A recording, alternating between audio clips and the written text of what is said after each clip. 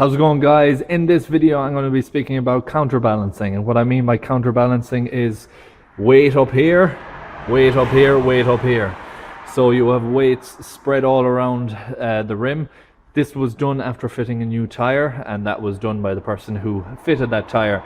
Now I've gone around to each one of these rims and they all have the same type of balancing done. It's not the first time I've seen this. I'm sure if you're in the tire industry yourself, you would see it from different people who's installing as well, and I just want to do a demonstration on how you avoid that. So if you want to look over here, this rim had, I believe, 80 to 90 grams counterbalanced all the way around it. So I'm going to fit a new tire to this first of all. When I have the new tire fitted, I'm going to put it up on the balancer, and hopefully you will get to see on this rim the actual counterbalance readings and how I go about adjusting that, so you don't have to put weight across from one another and you can actually get it all on the same side and you still get the same result with a 0-0. So just before I fit the new tire to this rim, let me give you a little bit of a background of my experience in tire fitting and balancing.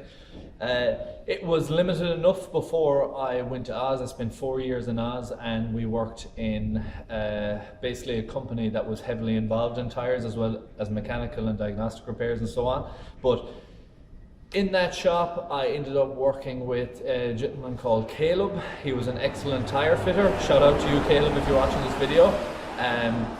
He basically had a wealth of knowledge, and he was always trying to get his job 100%. When you have that with any job, you will learn something from them, especially if they're doing it day in, day out. So with balancing, wheel alignment, anything to do with tires in general, I could speak to him and he'd be able to give me good information. There was also on-site training all the time. So calibration of machines, calibration of the wheel alignment machine, and the best routes to go about it. This topic came up, counterbalancing. There's some tire shops that think it's absolutely fine. There's some tire shops that hate it. I'm kind of on the fence. If it's 0-0, I get it, but at the same time, you don't need to counterbalance. And I have found that out from watching Caleb work and from using them practices myself. There is no need to counterbalance. There will be a 1 in 100 or 1 in 500, I would say probably even more chance that you would need to move the weights away from one another to get an actual result. So I'm going to demonstrate that hopefully on this rim now. You will see why you don't need to counterbalance weights, and why you can get them weights joined up together and still get the same result just by doing it the right way.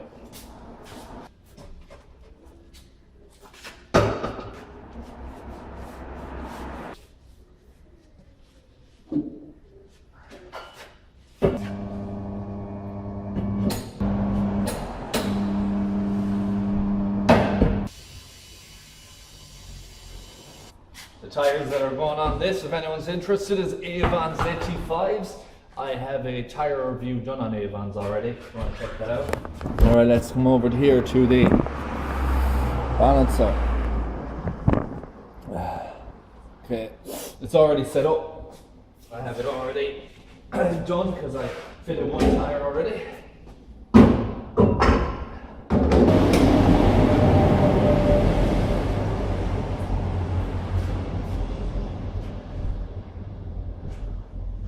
Okay, I'm going to move it a little bit closer so you can see the readouts. Alright, that should be good there.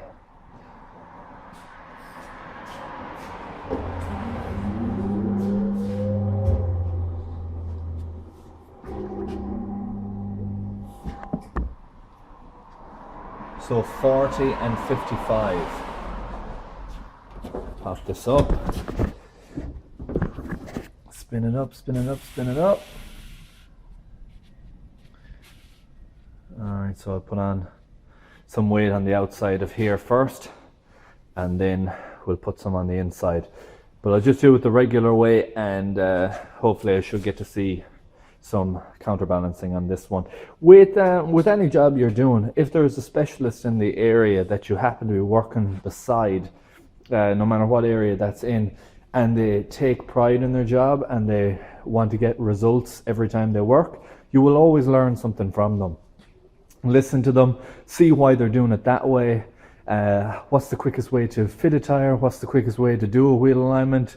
All of these things, if you are working with guys who are interested in the job, you will learn from. Like I was speaking about Caleb earlier, I learned a lot from him, and I was able to take that with me in the tire side and the wheel alignment side, and it has stood greatly to me, and I was able to pass on all of that information to customers and get good feedback and job satisfaction from that. So my advice to anybody who's working as a mechanic or as a technician or as an employee who's hoping to become a trainee of some type, I would advise you to always seek out them people that are interested in the job, that want to get good results, that aren't happy if a wheel is out of balance, that aren't happy if they can't get the wheel alignment bang on.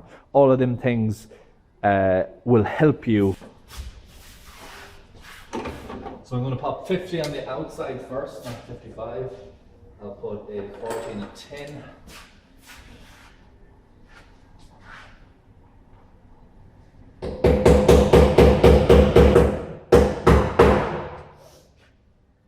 And what I do then is I spin it again, because I just want to see what change has happened after the outside being done.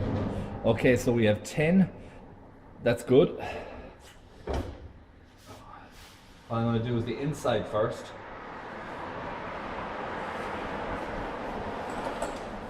Now I know you can balance these coincidentally, so you can do inside and outside at the same time. I'm just doing this for demonstration, and I do like to balance it this way. So that's a 40 gram weight that's gone on there now.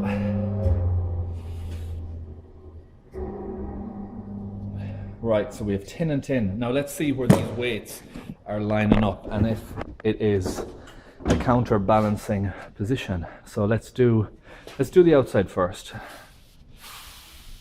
and see where this tin is positioned. Okay, good. Right, so we have exactly what I was hoping for here, which is the weight is down here, and what I mean by counterbalancing is, boom, we'll be putting on a 10 gram weight here to get our 0-0. Can that be done? Of course it can. Does it need to be done? Well, let's find out. On the inside, so the weight's down there. Let's see where this is positioned. 10. Okay, so the inside, not necessarily counterbalancing. We're going to put that there, and that should get that 0-0. So let's do that. Let's see where we're at.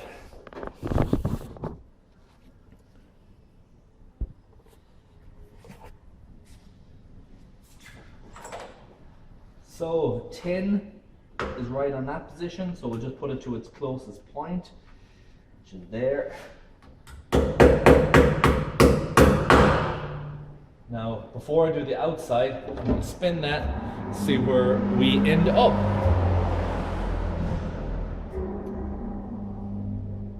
Right, so no counterbalancing needed on the inside. That turned up 0-0, as you can see. And now we'll focus on this counterbalancing. There is a very slight wobble on the rim. There's nothing I can do about that. That is the rim itself. Okay, so what do we do now? We had the weights down here, and we're looking for another weight up here. We basically play around with the positions of these weights to find the perfect balance where all of them can be in the same position and still get 0-0. And I'll show you what I mean. So this is 12 o'clock right here. This is where it's asking for 10 gram of weight. So the first thing I'm going to do, which is nice and simple, is I'm going to move this 40 gram weight to this side and just see what change that does.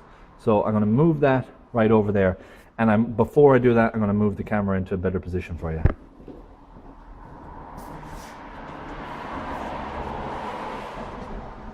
Okay, so we have that's the mark, but this is the first adjustment I'm going to do. Just going to move this one here over that side and see whereabouts it ends up now.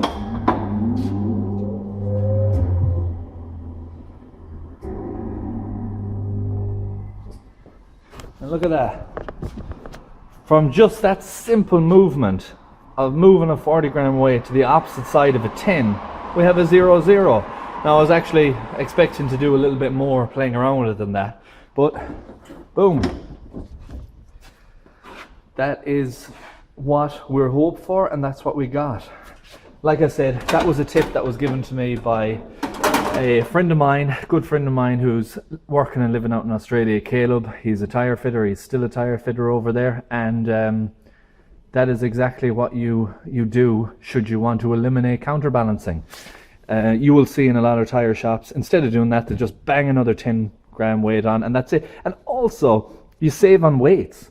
You don't have as many weights spread around. You find that there's less weights on the rim and tire, and less weights means less chance of one falling off. If you run against a curb, one can easily fall off if they're all over the rim, or get moved, get scraped back. So all of them things help with having a better balance for a longer time. I hope you found this video useful. I hope you found it helpful. If you did, please like, share, comment, and subscribe. I have lots of other videos on my channel, including videos which I will link in the description about balancing and do you need to rebalance a rim after removing a tire. Thanks for watching, and I hope to see you in the next one.